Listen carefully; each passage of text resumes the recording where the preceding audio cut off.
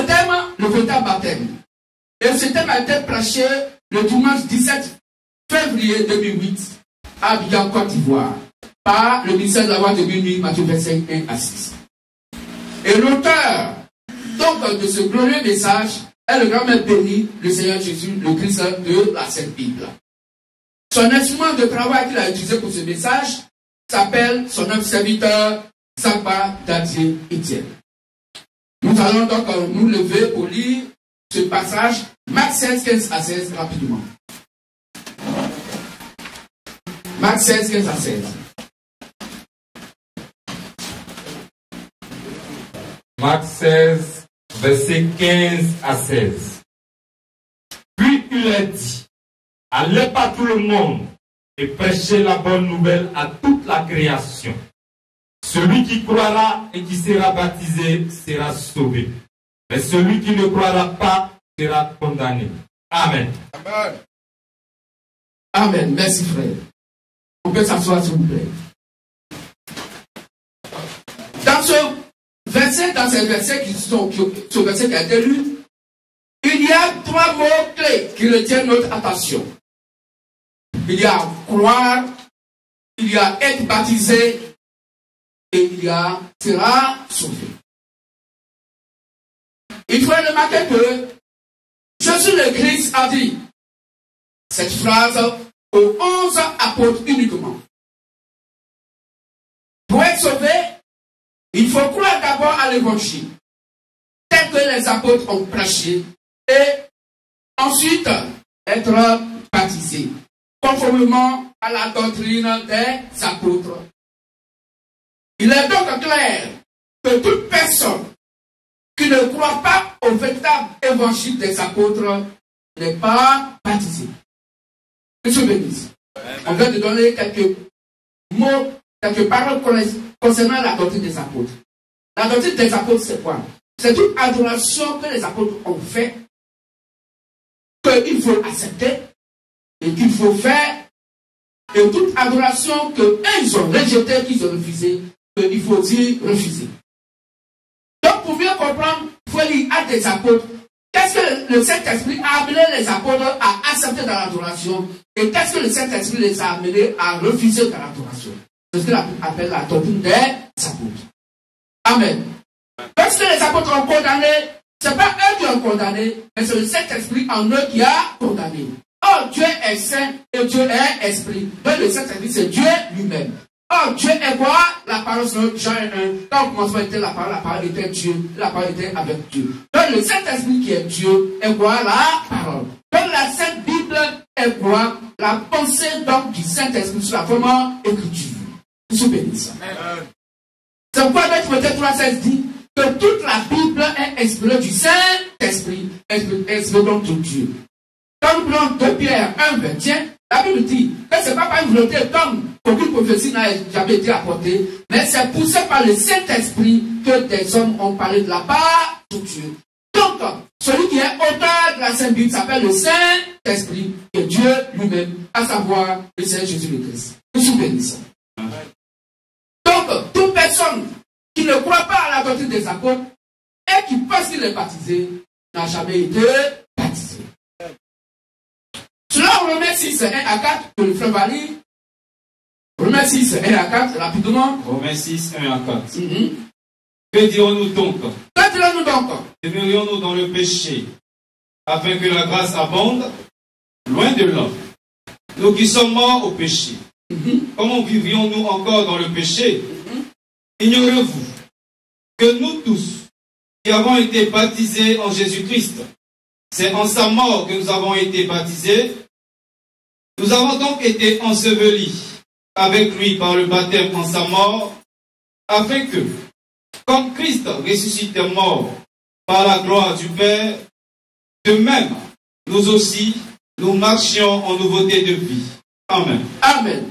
Donc voici ce que le baptême signifie. Le baptême veut dire, tu meurs avec Christ et tu ressuscites avec Christ. Donc d'où vient le fait qu'on prend de l'eau dans un gobelet pour verser sur la tête de quelqu'un? Où est mourir avec Christ là? Où est l'asservissement là? Où est enterrement là? Oh, il faut que tout le corps soit plongé dans l'eau. Et fait qu'aucun membre de ce corps ne puisse paraître dehors. C'est ce que la Bible appelle le baptême. De la même manière que tu as été donc enterré donc, avec Christ, dans les eaux du baptême, comme Christ s'est ressuscité, lui aussi, il ressuscite avec toi des eaux du baptême. Que je bénisse. Donc, c'est une image pour dire, c'est mourir avec Christ et ressusciter avec Christ. Mais si un membre de ton corps est dehors, et que le péché est dehors, donc le membre qui est encore dehors là, est encore, donc vit encore dans le péché, puisque le membre est encore donc dans la vie du péché. Mais si tout le corps est entré, la Bible dit, que celui qui est mort en a déjà fini avec le péché. Donc si tu es entré donc dans les eaux du baptême, quelqu'un qu'on enterre et qu'on a fermé, il ne fait plus partie du monde actif. Quand les gens sont en train de manger foufou de banane, ils sont en train de boire partie blanc là, toi ça ne t'intéresse plus. Mais si ton corps est dehors, ça va les influencer pour dire, voilà le bras de cadavre qui est sorti, on va quitter ici, on va le voir ailleurs. Tu bénisses. Parce que tu les influences encore. Donc, de la même manière, le péché qui est encore dans tes membres, donc vont influencer ton âme et ton esprit, parce que tu as eu un baptême par aspersion. Au lieu d'avoir un baptême par immersion. Donc là, non seulement le péché demeure sur toi, mais Jésus-Christ ne peut jamais ressusciter avec toi. Mais pour qu'il puisse te ressusciter, il faut que tu sois complètement enterré dans les eaux du baptême. Tu se bénisses. Amen. Tu se bénisses. Amen. Alors, frères et sœurs, la Bible nous dit, c'est pourquoi pour être baptisé, la Bible donc, ne prévoit pas de conditions particulières. La seule condition, c'est de croire uniquement à l'évangile des apôtres. Quand les apôtres prêchaient l'évangile, les conditions climatiques étant donc réunies, ils baptisaient automatiquement. Voici comment le Saint-Esprit a amené les gens à être baptisés. Donc si ce matin, quelqu'un croit que ce qui est prêché vient de cette écriture et que son cœur est vraiment touché par la parole de Christ, tu veux te baptiser, tu lèves ta main pour dire, je vais me baptiser. La Bible dit, tu te baptises automatiquement. Il n'y a pas besoin de dire, tu as fait 3 mois de cours de base, tu as fait 6 mois de cours de baptême, tu as fait 5 ans de cours de catéchuménat. Aucun verset ne le dit. Toute personne qui ajoute à part de Dieu est une quoi? Menteur. Proverbe 30, verset 6. Or, qui ment, c'est un menteur et le perdu, maçon, c'est Jean 44. Qui se bénisse.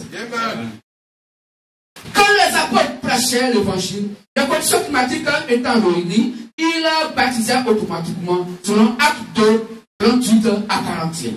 Comme nous allons lire rapidement. Et le frère va prendre Acte 10, 44. Acte 2, 38, 41 et Acte 10, 44. Voilà comment le Saint-Esprit a amené les gens à baptiser. Il ne les a pas amenés d'abord à faire des coups de bas, coups de catéchuménat. Non.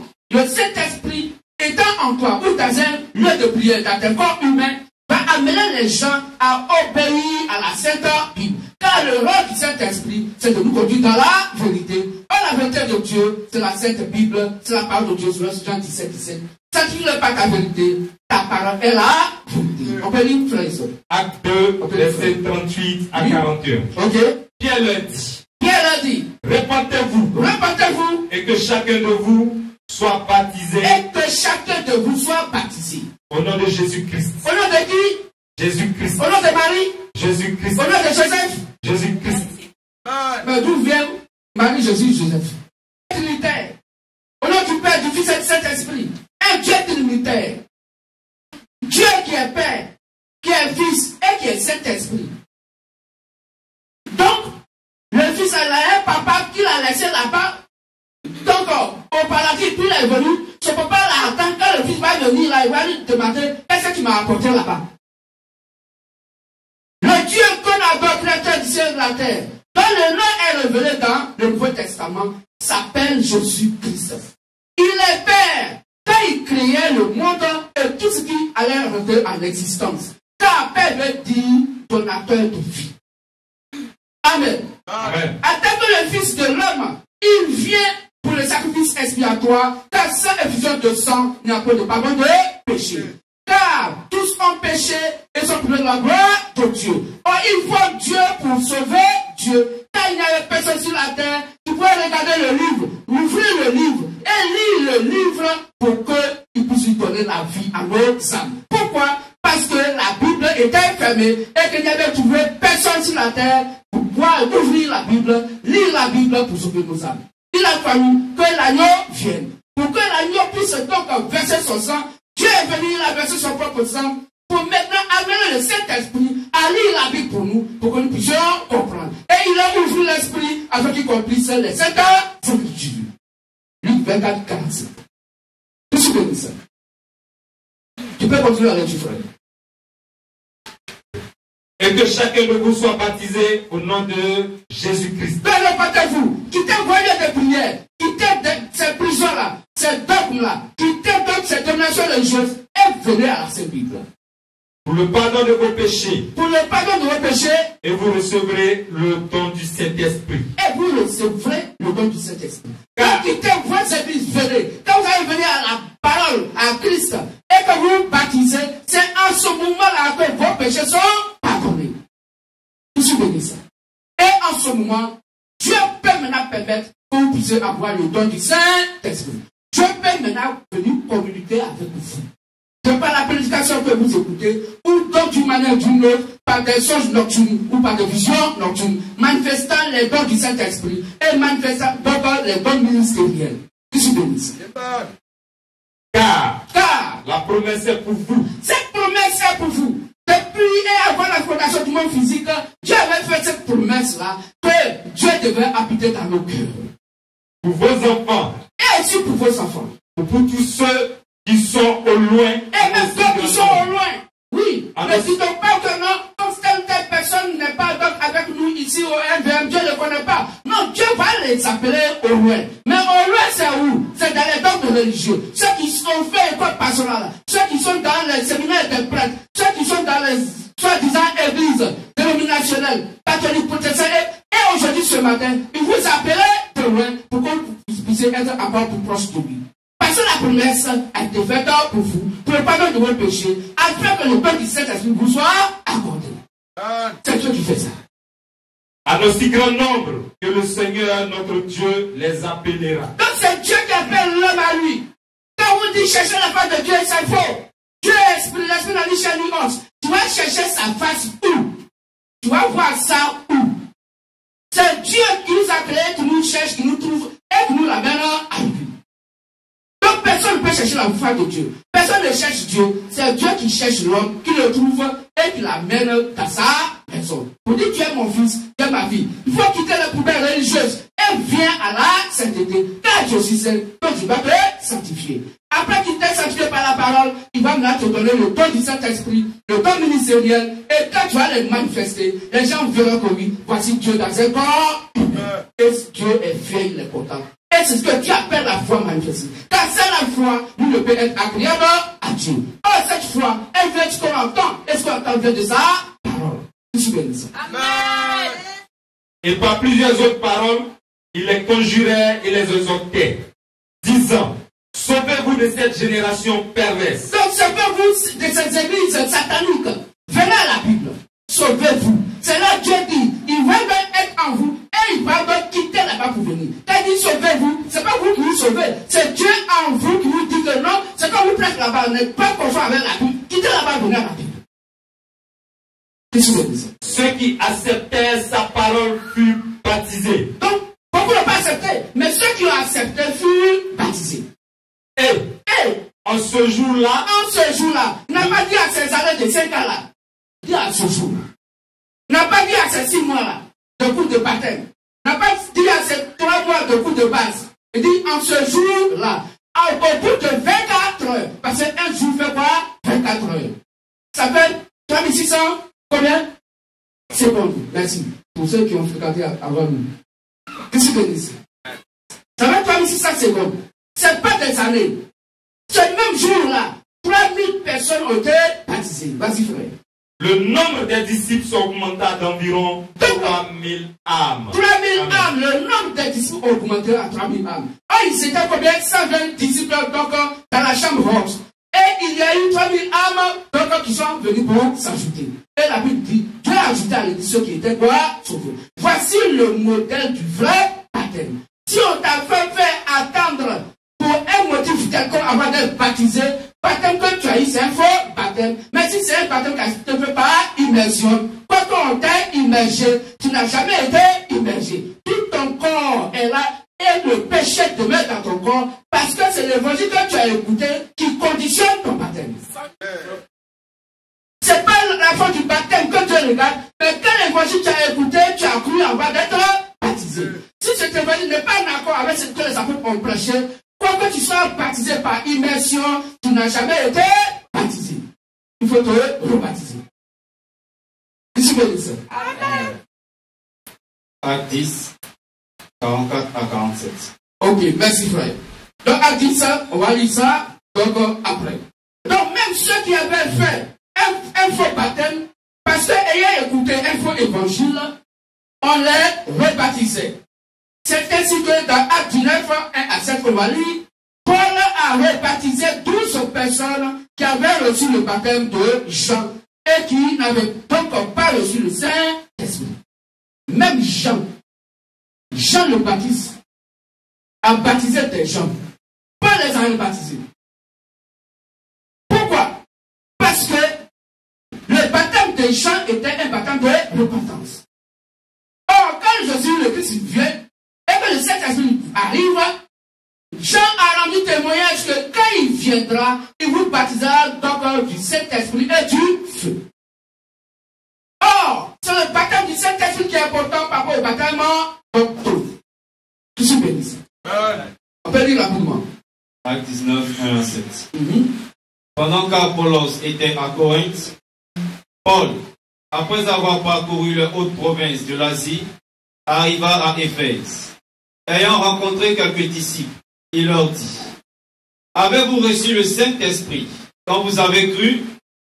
Ils lui répondirent, « Nous n'avons pas même entendu dire qu'il y a un Saint-Esprit. » Il dit, et il lui dit, de quel baptême avez-vous été baptisé? Voilà pour la question, mais de quel baptême vous avez été baptisé? Parce que l'âge à laquelle nous sommes à l'âge de la nouvelle alliance. Et la promesse que Dieu fait, c'est la promesse du Saint-Esprit dans les cœurs de ses fils et des filles. Et toute personne qui croit au véritable évangile, Dieu doit pouvoir lui donner cette possibilité d'avoir le don du Saint-Esprit. Car nous sommes au temps de la manifestation du Saint-Esprit. Alors dites-moi, de quel baptême avez-vous été baptisé? Et il répondit du baptême de Jean. Et il répondit du baptême de Jean. Alors Paul dit, on ne sait pas, hein, levez les dommeuses. Vas-y. Jean a baptisé du baptême de repentance. Jean a baptisé du baptême de repentance. Disant au peuple, il disait au peuple que de croire en celui qui venait après lui. Donc, son évangile voulait dire simplement que si tu te baptises avec moi, Jean, c'est pas à moi, Jean, il faut croire, mais il faut croire au Seigneur Jésus-Christ. Car voici l'agneau de Dieu qui ôte le péché du monde. Tu veux écouter-le. Voici l'évangile de Jean-Christ. Il fallait croire à celui qui venait après lui, à savoir Jésus-Christ. Oh, Jésus-Christ dit, je vous enverrai un consolateur, le Saint-Esprit. Quand il viendra, il vous conduira dans toute la vérité. Il ne parlera pas de lui-même, mais il rendra témoignage de moi. Alors attendez que le consolateur arrive, avant que vous ne puissiez pas prêcher l'évangile. Allez, faites des mains des disciples. Baptisez au nom du Père, du Fils et du Saint-Esprit, et enseignez-leur ce que je vous ai prescrit. Ainsi il sera avec vous tous les jours jusqu'à la fin du monde. Donc, notre frère Paul était animé du Saint-Esprit, a compris le message de notre frère Jean-Baptiste pour dire que celui à qui on doit croire, c'est Jésus-Christ. Jésus vient, il dit, que ne croyez pas à moi, mais croyez aux disciples. Jean 17, 20. C'est pas pour un seulement que je prie, mais je prie pour tous ceux qui croient à moi, Jésus-Christ me dit pas. Et l'évangile. Vous voyez comment l'évangile a évolué. Que je bénisse. Amen. Or, le Saint-Esprit allait venir dans les apôtres. Jésus disait que vous m'adorerez, vous croiriez en moi de par le Saint-Esprit, prêché de par les apôtres. Raison pour laquelle Paul, animé du Saint-Esprit, leur dit que Jean-Baptiste a dit qu'il n'y a que Jésus-Christ en qui on doit croire. Pourquoi? Parce qu'il n'y a qu'un seul baptême. Il n'y a pas deux. S'il y avait deux baptêmes, alors notre frère bien-aimé Paul ne pouvait pas dire aux disciples de Jean-Baptiste de se rebaptiser. Puisqu'il y a deux baptêmes. Donc il y a le baptême de Jean et le baptême de Jésus-Christ. Mais il n'y a qu'un seul baptême. un seul Seigneur, un seul Dieu. Donc le seul baptême qui sauve est au nom du Seigneur Jésus-Christ que l'homme doit accepter aujourd'hui. Que je bénisse. Alors, selon donc la suite, d'ailleurs, selon Éphésiens 4, 5, qui précise bien les choses. Il y a un seul Seigneur, il y a une seule foi, il y a un seul baptême. Cette précision de Éphésiens 4, donc 5, est de taille.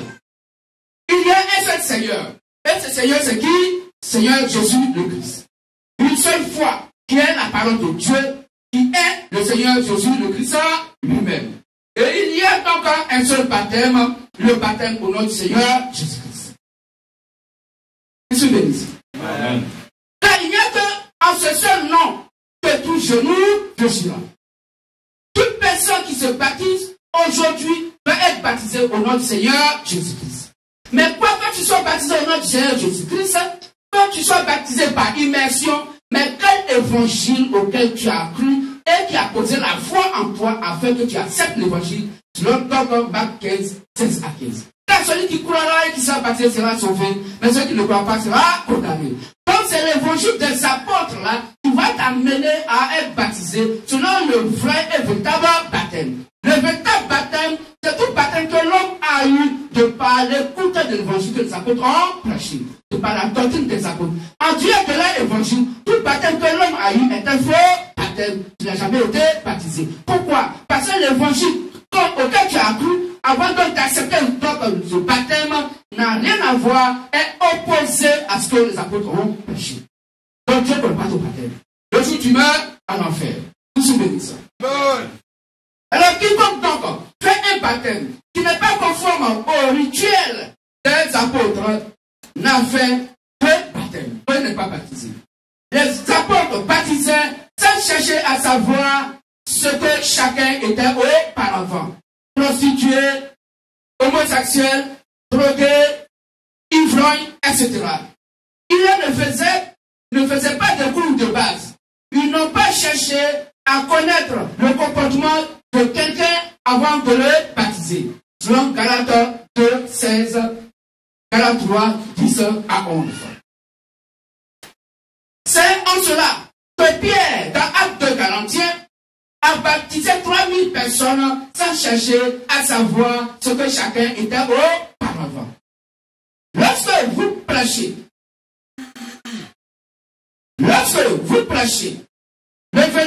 la véritable parole de Dieu, ceux qui croient à cette parole vont être baptisés automatiquement.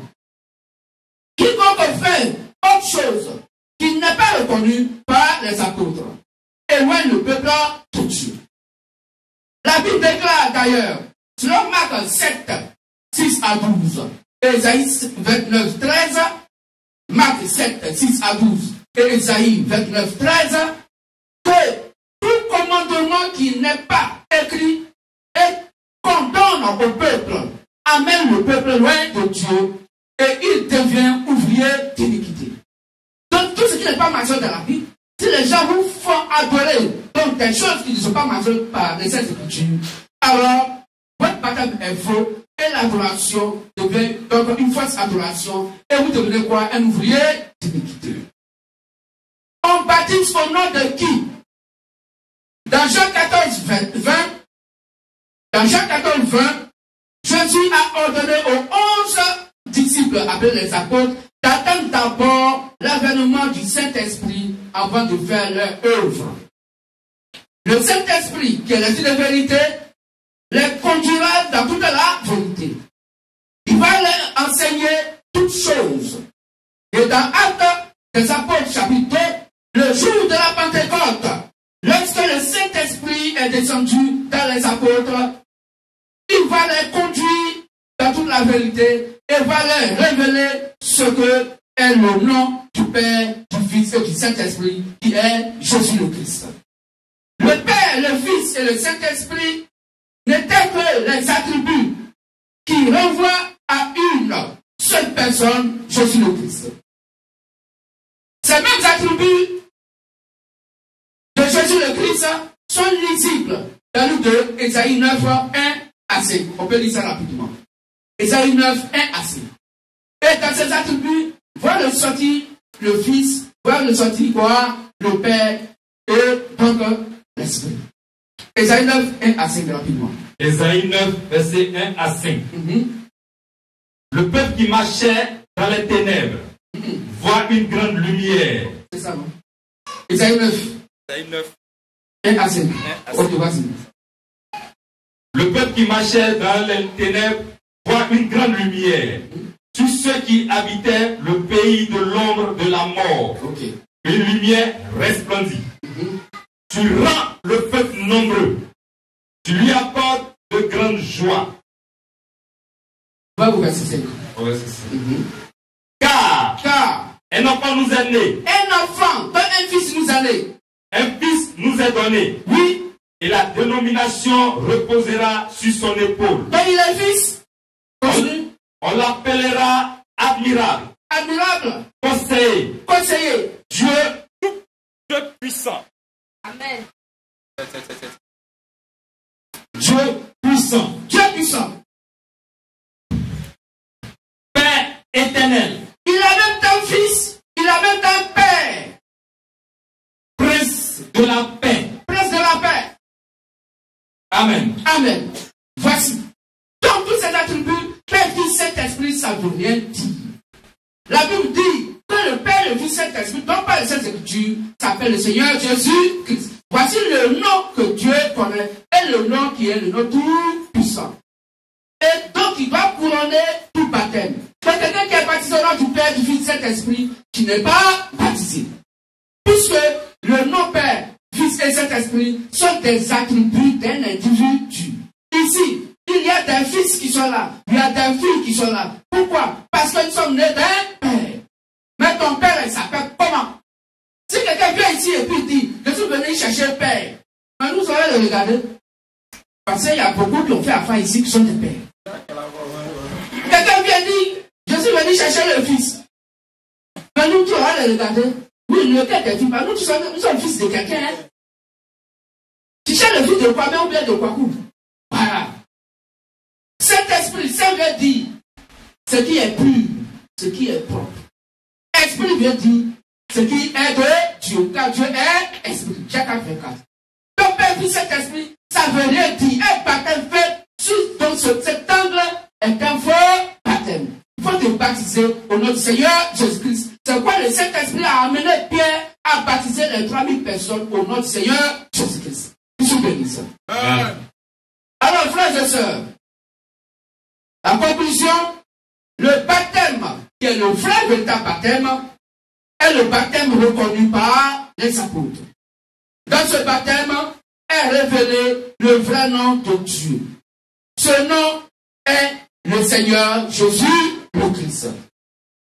C'est surtout plongé, donc l'homme complètement dans l'eau, sans qu'une partie du corps ne soit hors de l'eau, lors du baptême. Que je vous bénisse. Que je vous bénisse. Alors voici le message du jour, le vrai baptême. Que nous mettons Dieu dans cette Bible, accorde à chacun et chacune la bénédiction de ce message. Amen. Alors frères et sœurs, s'il y a un frère ou une sœur qui veut accepter Christ par l'eau du baptême, il n'y a rien à payer, c'est gratuit. La Bible dit, si Dieu est dans ton corps, pour dire dans ton cœur, celui qui va te pousser à accepter l'évangile. Oh, tu ne peux rentrer donc au paradis qu'en acceptant l'eau du baptême. Donc il a dit dans Marc 16, 15 à 16, celui qui croira, qui sera baptisé sera sauvé. Mais celui qui ne croira pas sera condamné. Alors s'il y a un frère, une sœur qui veut accepter l'évangile, sans regarder à qui que ce soit, sans regarder à une église, sans regarder au prédicateur ou personne ici, mais en regardant à Christ, qui est donc mort, donc pour lui ou pour elle, la personne peut venir